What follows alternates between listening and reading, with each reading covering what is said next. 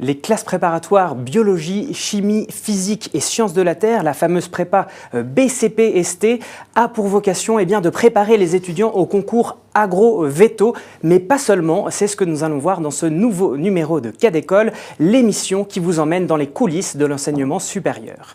Et aujourd'hui, comme guide, j'ai la grande joie de recevoir Charline Georges, directrice pédagogique de l'ESH, l'école Saint-Hilaire, accompagnée de Samuel Rochetin, professeur de mathématiques de ce même établissement. Alors, je me tourne d'abord vers vous, Charline Georges. Vous avez pris vos fonctions il y a 6 mois seulement.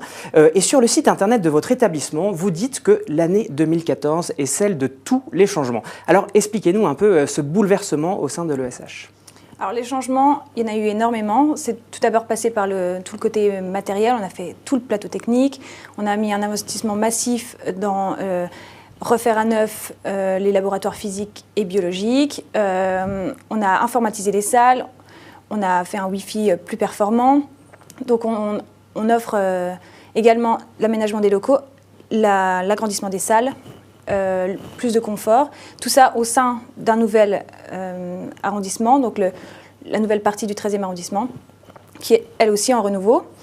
Et on a également la direction pédagogique qui a changé avec moi-même et nos professeurs qui sont tous agrégés, qui sont tous arrivés dans les premiers de leur concours d'agrégation, qui sont tous également enseignants dans les grandes prépas parisiennes. Donc on a vraiment une motivation et un talent d'enseignement beaucoup plus important, de même que les prépas publics. Donc tout est mis en œuvre pour que les étudiants se sentent bien et aient une formation de qualité. Mais alors, je le disais, vous dispensez une formation en classe préparatoire scientifique, mais à dominante biologie. Pourquoi avoir choisi exclusivement de dispenser cette spécialité ? Alors peut-être, Samuel, si vous pouvez répondre. Alors la prépa BCP-ST, c'est peut-être celle qui offre le plus de possibilités au niveau des débouchés. Je vous donne des petits exemples. Par exemple, évidemment, il y a les études vétérinaires, tout ce qui est microbiologie, donc pathologique, vétérinaire, industriel, fonctionnel, tout ce qui est évidemment l'agronomie, l'agriculture, l'agroalimentaire. Les biotechnologies, par exemple, il faut savoir que c'est l'avenir, même dans le médical. Il faut savoir aussi que le grand public ignore le 10e des industries agroalimentaires et des produits intermédiaires dont elle s'occupe. Et donc la BCP-ST mène à ce genre de métier.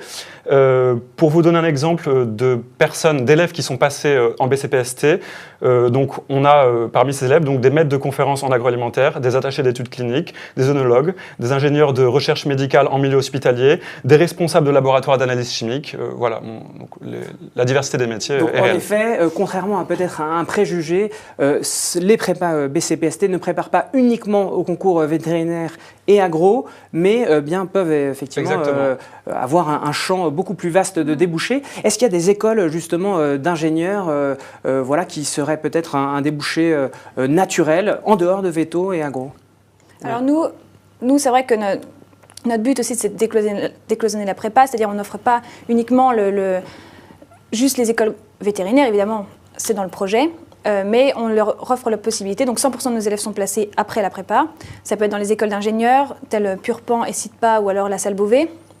Ou alors, on a même des accords avec l'étranger, où on peut placer, où l'année dernière, 100% de nos élèves ont été placés, malgré les 5000 dossiers et les 45 places. Donc tous nos élèves qui ont postulé à cette formation ont été acceptés.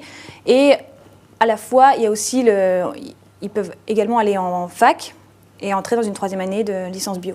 Avec quand même le bagage de la prépa, parce qu'on sait qu'un élève qui passe par le système prépa est nettement plus performant dans son travail.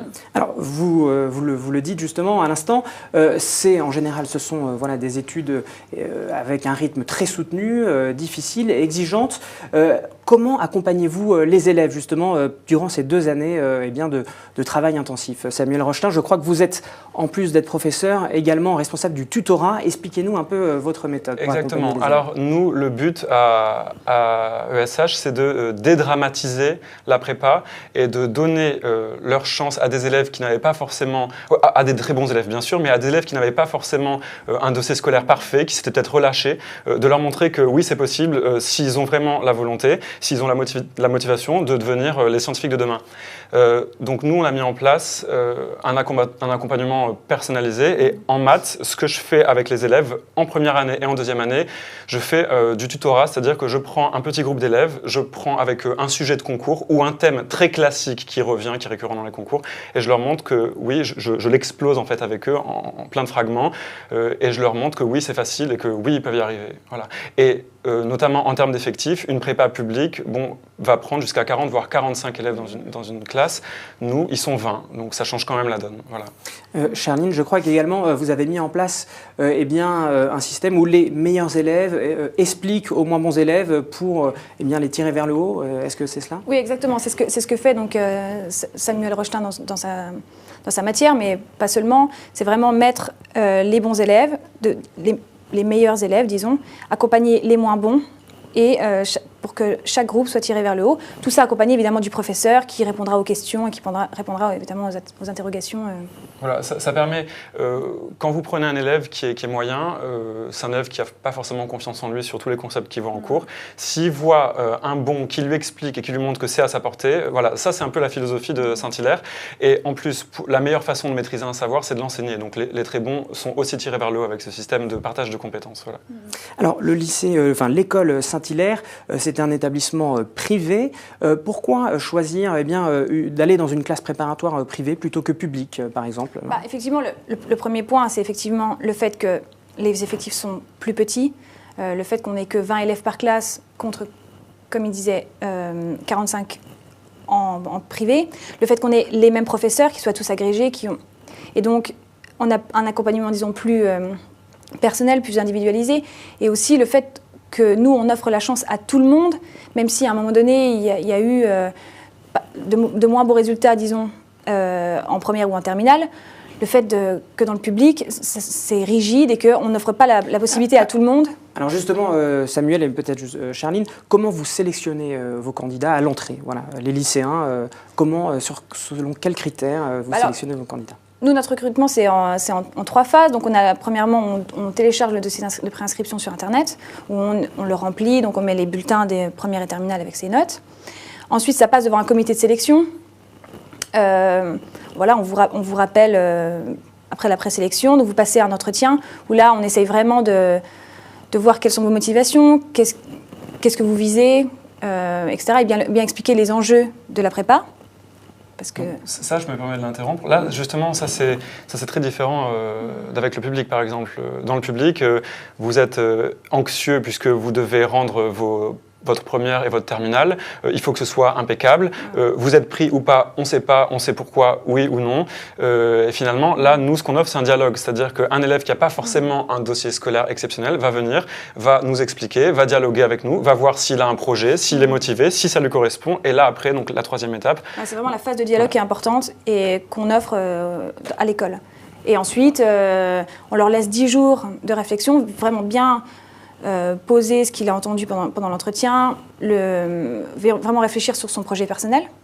Et ensuite, donc, il nous téléphone et là, on bloque une place parce que nous, on cherche vraiment à avoir ce petit effectif-là de 20 élèves.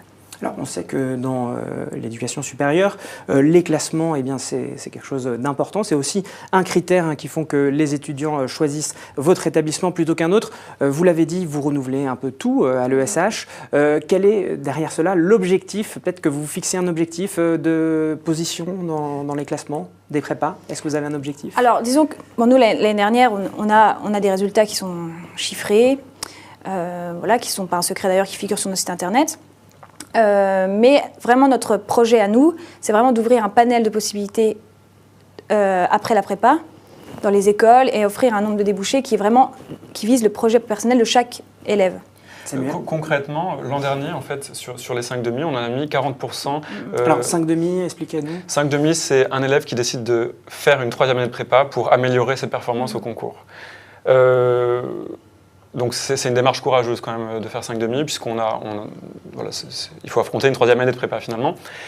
Et donc, en fait, donc 40% de nos 5,5 ont eu le concours veto, qui est quand même le concours le plus difficile. Donc, on arrive à placer des gens, il n'y a pas de problème. Mais nous, ce qui est au cœur de nos soucis, c'est la réussite personnelle de chaque élève. Voilà, donc, que chaque élève quitte notre établissement, non pas lâché dans la nature, mais avec la réussite à la clé, donc dans une école d'ingénieurs, ou alors les concours voilà, de Bac+2, ou alors à l'étranger, ou alors une passerelle vers la fac. Voilà. Eh bien, ce sera le mot de la fin. Merci beaucoup Charline, merci beaucoup Samuel d'avoir répondu à mes questions. Quant à moi, je vous dis à très bientôt pour un prochain numéro de Cas d'école. Merci.